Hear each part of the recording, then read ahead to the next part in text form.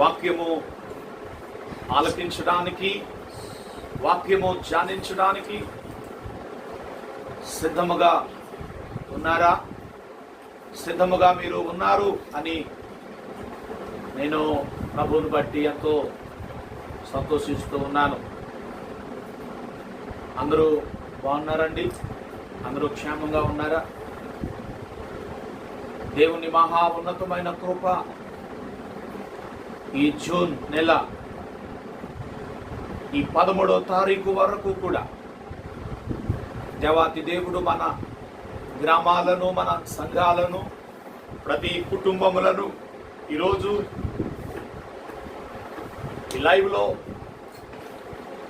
Mic ద్వారా, mobile ద్వారా ఎందరూ ఆరాధనలో ఏకీభవిస్తూ ఉన్నారు. మనలందరినీ కూడా సజీవులుగా కాపాడిన విధానమును బట్టి మనము దేవునికి ఎన్ని స్తుతులు, ఎన్ని స్తోత్రాలు తెలియచేసిన ఆయన రుణం మనము ఎంత మాత్రము తీర్చదు. మనము ధన్యులము ప్రియ దేవుని బిడ్డలారా. సమయమందు మీ అందరి కొరకు అనుదినము మేము ప్రార్థిస్తున్నాం. వ్యక్తిగత ప్రార్థనలలోను, కుటుంబ ప్రార్థనలలోను, ఉపవాస ప్రార్థనలలోను మిమ్మలను ఎల్లప్పుడూ కూడా దేవుని బాహుబలమైన హస్తాల్లో మిమ్మల్ని ప్రతిష్ఠిస్తూ ఉన్నాము. దేవుని బిడ్డలారా, మా కొరకు కూడా మీరు ప్రార్థన చేస్తూ ఉన్నారు అని మేము విశ్వాసం ఉంచుతూ ఉన్నాం.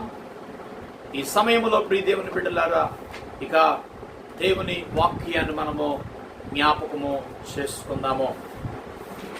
మీ దగ్గర ఉన్నటువంటి బైబిల్ గ్రంథాలు తెరచి ప్రియ దేవుని బిడ్డలారా, కీర్తనలు గ్రంథము 77వ కీర్తన 7-8 వచనాలు జ్ఞాపకం చేసుకుందాం. 77వ కీర్తన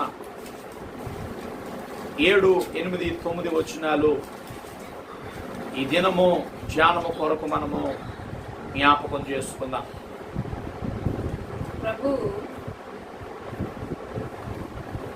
ప్రభువు నిత్యము విడనాడున ఆయన ఇకెన్నడును కటాక్షింపడా ఆయన కృప ఎన్నటికీ లేకుండా మానిపోయిన ఆయన సెలవిచ్చిన మాట తరతరములకు తప్పిపోయిన దేవుడు కటాక్షింపక మానెనా? ఆయన కోపించి వాత్సల్యత చూపకుండునా? చదవబడిన అద్భుతమైన వాక్య భాగము ద్వారా ఈ మధ్యాహ్న కాల సమయంలో పరిశుద్ధాత్మ దేవుడు మనలందరినీ దర్శించును గాక. ఆమేన్. ప్రభునందు ప్రియమైన దేవుని బిడ్డలారా, ఈ చదవబడిన వాక్య లేఖన భాగంలో కొన్ని ప్రశ్నలు మనకి కనబడుతున్నాయి. కొన్ని క్వశ్చన్స్ మనకు కనబడుతూ ఉన్నాయి. ఈ ప్రశ్నలు అక్కడ ఉన్న భక్తుని జీవితంలో అతనికి కలిగినటువంటి ఇబ్బందులను బట్టి, అతనికి కలిగినటువంటి శ్రమలను బట్టి, అతనికి కలిగినటువంటి అనేకమైన శోధనలను బట్టి విసిగిపోయి, వేసారిపోయి, ఎంత మాత్రము కూడా నిరీక్షణను కోల్పోయి, విశ్వాసమును కోల్పోయి, నమ్మకాన్ని కోల్పోయి దేవుని ఎదుట దేవుని ప్రశ్నలు వేస్తున్నాడు. ఒకవేళ ప్రస్తుతపు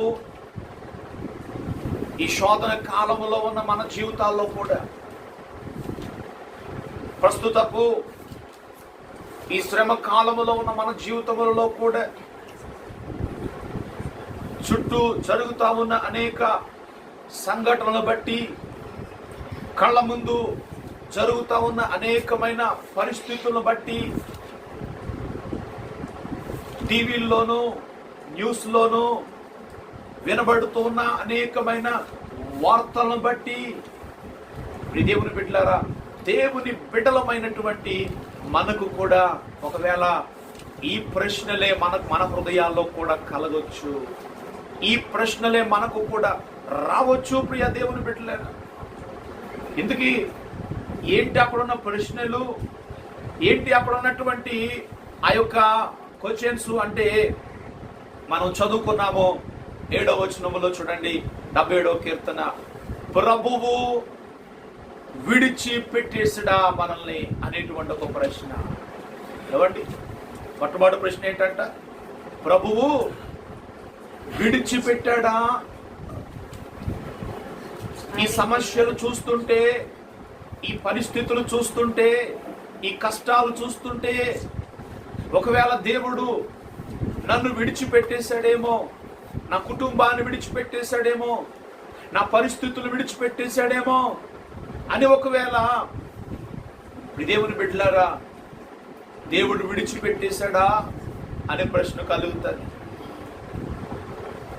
అక్కడ ఇంకొక ప్రశ్న ఉన్నది, ఆయన ఇక ఎన్నడూ కటాక్షింపడా?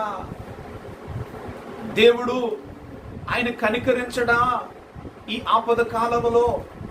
దేవుడు కనికరించడా ఈ శ్రమ కాలములో? దేవుడు దయ చూపించడా ఈ యొక్క కష్టకాలములో అని దేవుని బిడ్డలారా, ఈ ప్రశ్న కూడా మనకు కలగొచ్చు. అక్కడ ఇంకో ప్రశ్న ఉన్నది, ఆయన కృప ఎన్నటికీ లేకుండా మానిపోయినా? ఆయన కృప ఇంకా లేదా భూమి మీద? ఆయన కృప లేదా మనుషుల మీద? ఆయన కృప లేదా ప్రతి ఒక్కరి మీద? ఇక ఆయన కృప ఆగిపోయిందా అనే ప్రశ్న కలుగుతుంది. ఇప్పుడు దేవుని బిడ్డలారా, అక్కడ ఇంకా కొన్ని ప్రశ్నలు ఉన్నాయి. 9వ వచనములో, దేవుడు కటాక్షింపక మానిన ఆయన కోపమించి వాత్సల్యత చూపకుండా? దేవుడు ఇంకా దయ చూపించడా మానవ జాతి పైన? దేవుడు ఇంకా కనికరము చూపించడా లోకం పైన? నెలల తరబడి, సంవత్సరాల తరబడి ఇంకా ఈ పరిస్థితులు ఎలాగే ఉండవలసిందేనా? ఈ కరోనా, ఈ యొక్క శ్రమ భూమి మీద ఇంకా ఇలాగే అది విస్తరించాలా అని ప్రియ దేవుని బిడ్డలారా, మన జీవితాల్లో ఇక్కడ భక్తునికే కాదు ఈ ప్రశ్నలు వస్తా. ఎవరి దేవుని బిడ్డలమైనటువంటి మనందరి జీవితంలో కూడా ఏదో ఒక టైంలో, ఏదో ఒక రోజులో ఈ ప్రశ్నలన్నీ కూడా మనకి ఖచ్చితంగా వస్తాయి. దేవుడే ఉంటే, దేవుని కృపయే ఉంటే, దేవుని దయే ఉంటే, దేవుని కనికరమే ఉంటే ఎందుకు ఈ శ్రమలు, ఎందుకు ఈ బాధలు, ఎందుకు ఈ కష్టాలు, ఎందుకు ఈ పరిస్థితులు, ఎందుకు ఈ కరోనా విపత్కరమైనటువంటి పరిస్థితులు? దేవుని బిడ్డలారా, బైబిల్ గ్రంథము అంతట్లో కూడా మనము చూసినట్లయితే అనేక మంది భక్తుల జీవితాల్లో కూడా ఇవే ప్రశ్నలు తలెత్తాయండి. ఇవే అనేకమైనటువంటి నిందలు తలెత్తాయి. మనము చూసినట్లయితే యోసేపును జ్ఞాపకం చేసుకుంటే, యోసేపు తన తండ్రికి ఇష్టడుగా ఉన్నప్పుడు, తన అన్నదమ్ముల కంటే కూడా ఎక్కువగా తండ్రి యోసేపును మాత్రమే ప్రేమిస్తూ ఉన్నప్పుడు, అన్నలందరూ కూడా యోసేపు మీదంట ఏం పెంచుకున్నారండి? పగ పెంచుకున్నారు, ద్వేషం పెంచుకున్నారు, కక్ష పెంచుకున్నారు. పగ పెంచుకొని, ద్వేషం పెంచుకొని, కక్ష పెంచుకొని యోసేపుని ఎలాగైనా సరే నాశనం చేయడానికి వాళ్ళందరూ నిర్ణయం తీసుకొని, ఒకరోజు వాళ్ళని చూడడానికి యోసేపు వస్తే, ఏమండి, ఆ యోసేపును చంపడానికి వీళ్ళందరూ కూడా ఆలోచన చేశారు. ఆఖరికి ఆలోచన చేసిన రీతిగానే ఏం చేశారండి? యోసేపుని పట్టుకొని అతడు వేసుకున్నటువంటి ఆ యొక్క తెల్లని నిలువుటంగిని దేవుని బిడ్డలారా తీసివేసేసి అతన్ని కొట్టేసి ఏం చేశారు? అక్కడ ఉన్న గుంటలో, లోయలో ఏం చేశారంట? పడవేశారు. పడవేసి తన తండ్రికి అబద్ధం చెప్పారు. ఏమని? అతడు వేసుకున్న నిలువుటంగిని తీసేసినటువంటి ఆ నిలువుటంగిని రక్తంలో ముంచి ఆ రక్తపు వస్త్రాన్ని తన తండ్రికి చూపించి, ఇదిగో నీ కుమారుడైనటువంటి యోసేపు మృగాలు చేతిలో పడి జంతువుల యొక్క చేతులకు చిక్కి చనిపోయాడని ఈ దేవుని బిడ్డలారా, అటువంటి విపత్తుకరమైన పరిస్థితిలో యోసేపు కూడా బహుశా ఇవే ప్రశ్నలు అతనికి కలిగి ఉండొచ్చు. ఏమని, ప్రభువు నన్ను విడిచిపెట్టేశాడా? ఆయన నన్ను కనికరించడా? ఆయన నన్ను జ్ఞాపకం చేసుకోడా? ఆయన చేసిన వాగ్దానం ఏమైంది? ఆయన సెలవిచ్చినటువంటి మాట ఏమైంది? ఆ మాట ఫెయిల్ అయిపోయిందా? ఆ మాట తప్పిపోయిందా? దేవుడు నన్ను విడిచిపెట్టేశాడని ప్రియ దేవుని బిడ్డలారా, ఆ రోజు యోసేపు జీవితంలో కూడా ఒకవేళ ఆ ప్రశ్నలే వచ్చి ఉంటాయి. ఏమండి, ఇశ్రాయేలు ప్రజలను కూడా మనం జ్ఞాపకం చేసుకున్నట్లయితే, ఇశ్రాయేలు ప్రజలు ఐగుప్తు దేశంలో ఫరో రాజు కింద 430 సంవత్సరాలు వారు భయంకరమైనటువంటి బానిసత్వములో వారు మగ్గిపోతా ఉన్నప్పుడు ఏమండి, నిర్గమకాండములో 2వ అధ్యాయం ఆఖరు వచ్చిన చదవద్దు కానీ ఏమండి, అక్కడ ఉంటుంది, వాళ్ళంట నిట్టూర్పులు విడుచుచు ప్రతిరోజు దేవునికి మొర్ర పెట్టుచు ఐగుప్తు ప్రజలు రాజు పెడుతున్న భయంకరమైనటువంటి భారములన్నిటిని బట్టి వాళ్ళంట ఏడవని రోజు లేదంట, కన్నీరు కార్చం రోజు లేదంట. అప్పుడు కూడా వారి జీవితంలో ఇవే ప్రశ్నలు తలెత్తు ఉంటాయి. ప్రభువు విడిచిపెట్టేశాడా? ప్రభువు మరిచిపోయాడా? ఆయన కనికరము ఇదిగో ఏమైపోయింది? ఆయన దయ ఏమైపోయింది? దేవుని సహాయం ఏమైపోయింది? దేవుని యొక్క ఆశీర్వాదం ఏమైపోయిందని ప్రియ దేవుని బిడ్డలారా, ఇశ్రాయేలు ప్రజలు కూడా ఆ రోజు ఒకవేళ 430 సంవత్సరాలు కూడా వారు ఏమండి ఈ ప్రశ్నలు వారు దేవుని అడిగి ఉండొచ్చు. అలాగే దేవుని బలమైనటువంటి రోషము కలిగిన సేవకుడైన ఏలియా జీవితంలో కూడా యెజబేలు ప్రవక్త ఏలియా చేస్తా ఉన్న గొప్ప అద్భుత కార్యాలన్నింటినీ చూచి అహాబు తన భార్య అయినటువంటి యెజబేలు కూడా వారికి ఎంత మాత్రము కూడా ఇష్టము లేక ద్వేషం పెంచుకొని యెజబేలు ఏలియాకు ఒక వార్నింగ్ పంపించింది. రేపు మరలా ఇదిగో ఈ రోజుకి నేను నీ ప్రాణము తీయబోతున్నానని చెప్పినప్పుడు ఏలియా భయము కలిగిన వాడై, ఏలియా అధైర్యము కలిగిన వాడై యెజబేలుకు అహాబుకు కనబడకుండా వారిపోయే సమయంలో ఒక బదిలీ ఏమండి చెట్టు కిందకి వెళ్ళిపోయి అడవిలోకి వెళ్ళిపోయి అక్కడ ఉండి ప్రియ దేవుని బిడ్డలారా ఆయాస పడిపోయి అలిసిపోయి అంటాడు కదా, ప్రభువా ఇంత మట్టుకు చాలు, నా ప్రాణము తీసేసుకో అనేటువంటి ఆ విపత్తుకరమైనటువంటి పరిస్థితిలో బహుశా ఏలియాకు కూడా ఇవే ప్రశ్నలు తలెత్తి ఉంటాయి. ప్రభువు విడిచిపెట్టేశాడా? ఆయన కృప ఆగిపోయిందా? ఆయన కనికరం ఆగిపోయిందా? ఆయన మాట తప్పిపోయిందని ప్రియ దేవుని బిడ్డలారా ఇవే ప్రశ్నలు ఏలియా కూడా వచ్చింది. ఏమండి, ప్రవక్త అయినటువంటి హబక్కును కూడా మనం చూసినట్లయితే హబక్కుకు ఏమండి 1వ అధ్యాయంలో కూడా, ప్రభువా ఎన్నాళ్ళ వరకు నీవు నన్ను చూడకుందు, ఎన్నాళ్ళ వరకు నీవు నన్ను పట్టించకుండా ఉండు అని ఇప్పుడు దేవుని బిడ్డలారా హబక్కుకు కూడా దేవుణ్ణి ప్రశ్నిస్తాడు. ఇవే ప్రశ్నలు ఏమంటే హబక్కుకు కూడా వచ్చాయండి. దేవుని బిడ్డలారా ఆ రోజుల్లో ఆ భక్తులైనటువంటి వారు ఇటు రీతిగా ఏమండి వారి కష్టాల్లో శ్రమల్లో వారు బాధపడితే, ఇదిగో ప్రజెంట్ మన జీవితాల్లో కూడా ఏమండి మనం కూడా ఈ కష్టాలన్నిటిని బట్టి, ఈ శ్రమలన్నిటిని బట్టి, ఈ ఇబ్బందులన్నిటిని బట్టి ప్రియ దేవుని బిడ్డలారా మనం కూడా దేవుడు విడిచిపెట్టేశాడా నన్ను? ఆయన కృప ఏమైపోయింది? ఆయన కనికరం ఏమైపోయింది? ఆయన దయ ఏమైపోయింది అని ప్రియ దేవుని బిడ్డలారా ఒకవేళ మీకు కూడా ప్రశ్నలు ఉన్నాయా ఈరోజు మీ హృదయాల్లో? మీకు కూడా ఆ యొక్క ఆలోచనలు ఉన్నాయా మీ బ్రతుకుల్లో? ఈరోజు ప్రియ దేవుని బిడ్డలారా వీటన్నిటికీ కూడా సర్వశక్తి కలిగినటువంటి దేవుడు ఇస్తున్నటువంటి ఇదిగో ఒక గొప్ప సమాధానము, ఒక ఒక గొప్ప జవాబు దేవుని బిడ్డలారా బైబిల్ గ్రంథంలో నుండి మనం చూద్దామా? చూడండి, 2వ కొరింథీ రాసినటువంటి పత్రిక 12వ అధ్యాయము 9వ వచనాన్ని జ్ఞాపకం చేసుకుందాం. 2వ కొరింథీ పత్రిక 12వ అధ్యాయం 9వ వచనంలో ఈ ప్రశ్నలన్నిటికీ దేవుడిస్తున్న జవాబు. For all these questions God is going to give us a great answer. చూద్దాము ఆ యొక్క సమాధానం ఏంటో. అందుకు దేవుడు సెలవిస్తున్నాడు కదా, నా కృప నీకు చాలును.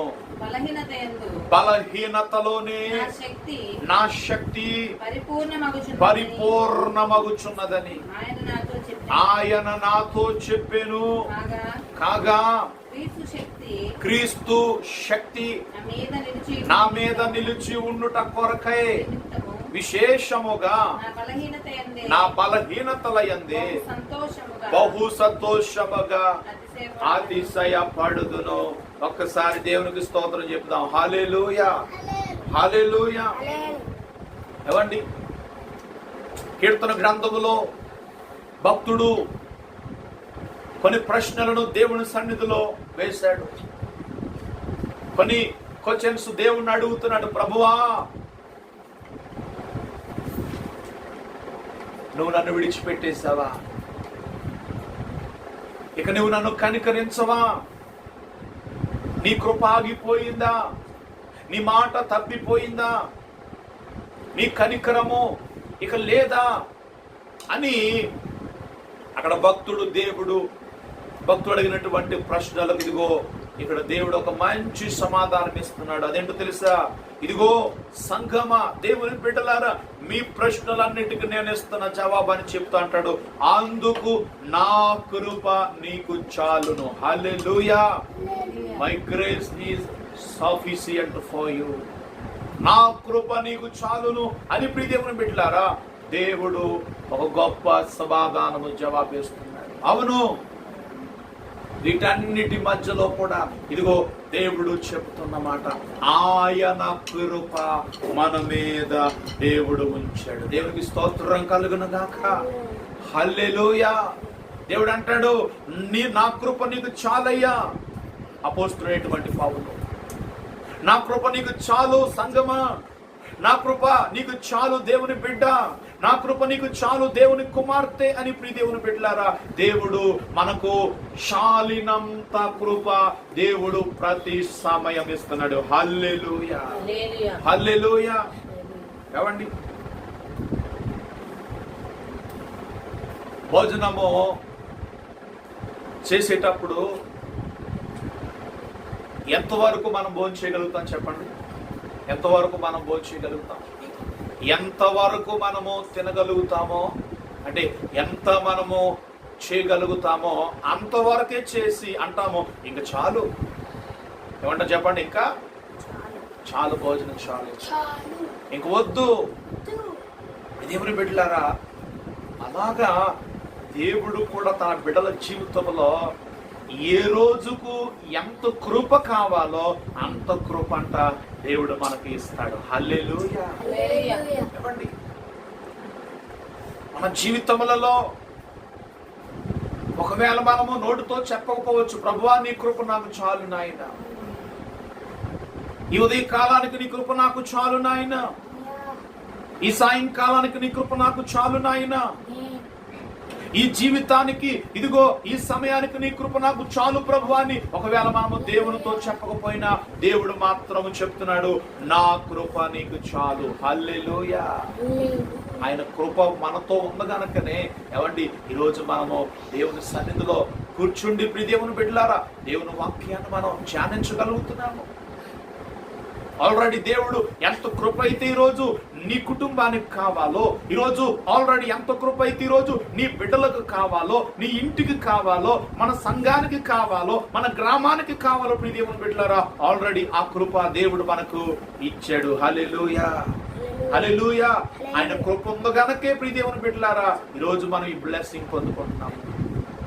ఆయన కృప ఉంది గనక ఈరోజు ఈ యొక్క ప్రత్యేకమైనటువంటి సేఫ్టీ మనం కలిగి ఉన్నాము. ఈరోజు నీ ప్రశ్నలు ఏవైనా, ఈరోజు నీ యొక్క వ్యతిరేకతలు ఏవైనా, ఈరోజు నీ ఆలోచనలు ఏవైనా, ఈరోజు నీ తలంపులు ఏవైనా కూడా దేవుని బిడ్డలారా, దేవుడు ఇదిగో వాక్యము ద్వారా నీకు ఇస్తున్న ఒక ప్రామిస్ ఏంటో తెలుసా?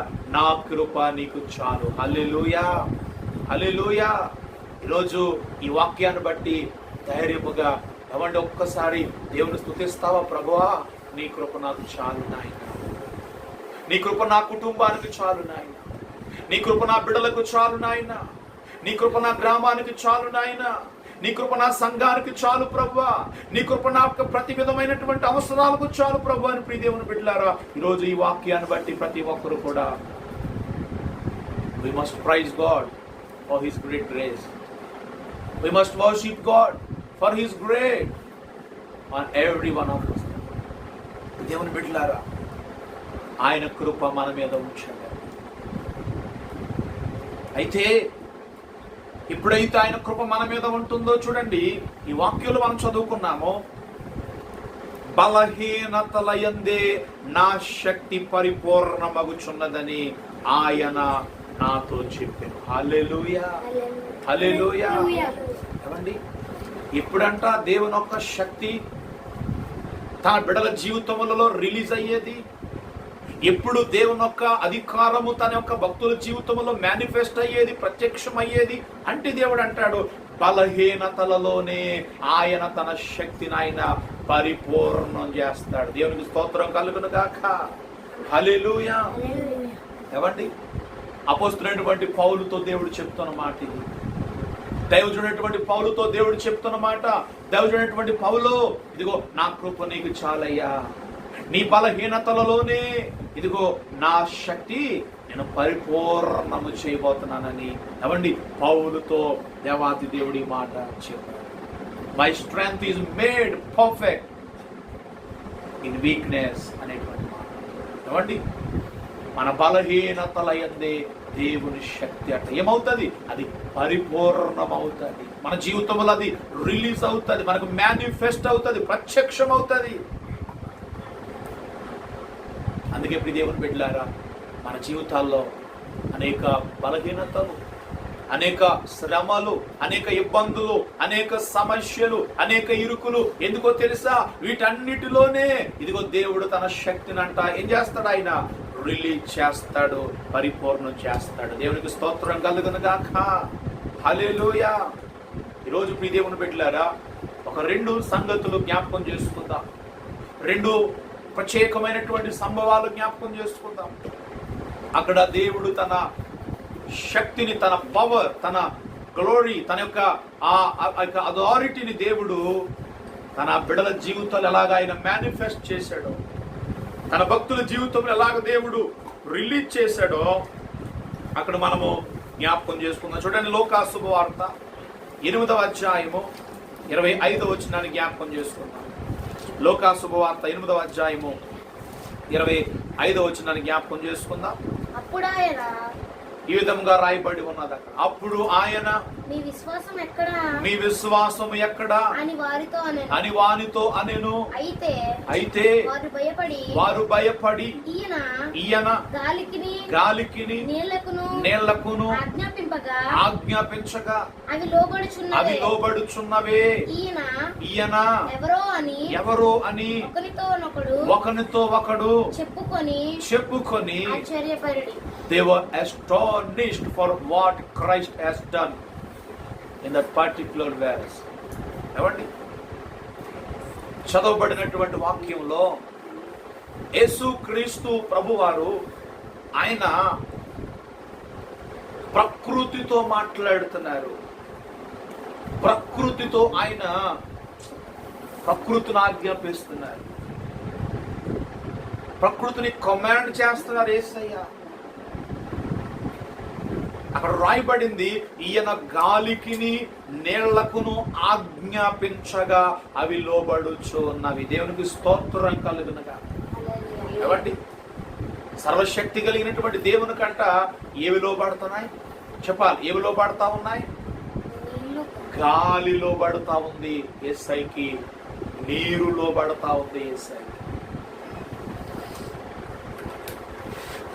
What a great miracle it was. గాలి యేసయ్య మాటకు లోబడ్డం, నీరు యేసయ్య మాటకు లోబడ్డము. ఈరోజు దేవుని బిడ్డలుగా మనము లోబడుతున్నామా దేవునికి? ఈరోజు దేవుని బిడ్డ నువ్వు లోబడుతున్నావా దేవునికి? యవనస్తులారా మీరు లోబడుతున్నారా దేవునికి? పెద్దలారా మీరు లోబడుతున్నారా దేవునికి? సంఘమా ఈరోజు లోబడుతున్నామా దేవునికి? ఇదిగో ఎక్కడైతే దేవుని బిడ్డలారా ఈ యొక్క ప్రకృతి అంతా కూడా దేవునికి లోబడతా ఉంది. హల్లెలూయా.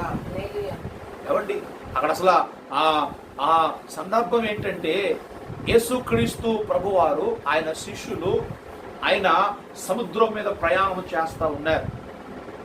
సముద్రం మీద వారు ప్రయాణం చేస్తా ఉన్నప్పుడు మార్గము మధ్యలో అకస్మాత్తుగా సడన్ గా ఆ యొక్క దోణి పైన భయంకరమైనటువంటి తుఫాను వారిని కొట్టింది. భయంకరమైనటువంటి తుఫాను ఎదురయ్యింది. ఎప్పుడైతే దేవుని బిడ్డలారా ఎదురయ్యిందో ఆ యొక్క దోణి నిండుగా కూడా నీళ్లు నిండిపోయి ఉన్నాయి. దేవుని బిడ్డలారా అక్కడ రాయబడినటువంటి మాట, వారంట అపాయకరమైన స్థితిలో వారు ఉన్నారు. దేవునికి స్తోత్రం కలుగును గాక. ఏ స్థితిలో చెప్పండి? They were in a dangerous situation. ఏమండి వారు అపాయకరమైనటువంటి స్థితిలో ఉన్నారంట. అటువంటి సమయంలో దేవుని బిడ్డలారా దేవుడు ఆయన తన శక్తిని అక్కడ రిలీజ్ చేస్తున్నాడు. హల్లెలూయా. దేవుడు తన మహిమను మేనిఫెస్ట్ చేస్తున్నాడు, ప్రత్యక్షం చేస్తున్నాడు వారి యొక్క కళ్ళ ఎదుట. ఏమండి ఇక్కడ గమనించాలి, సౌఖ్యంగా లేకపోతే బాగున్నప్పుడు సంతోషంగా ఆనందంగా ఉన్న టైంలోన దేవుడు అక్కడ అద్భుతం చేస్తా, లేకపోతే వారు కష్టంలో ఉన్నప్పుడు దేవుడు అద్భుతం చేశాడు చెప్పాలండి. వారు అపాయకరమైన స్థితిలో ఉన్నప్పుడు దేవుడు అక్కడ అద్భుతం చేశాడు. హల్లెలూయా. ఇందాక మనం చదువుకున్నాం కదా, బలహీనత యందే దేవుడు తన శక్తిని ఏం చేస్తాడు? పరిపూర్ణము చేస్తాడు. బలహీనతలోనే దేవుడు ఆయన శక్తి ఏంటో దేవుడు మనకు చూపిస్తాడు. కష్టములోనే ఆయన యొక్క బలం ఏంటో దేవుడు మనకు చూపిస్తాడు.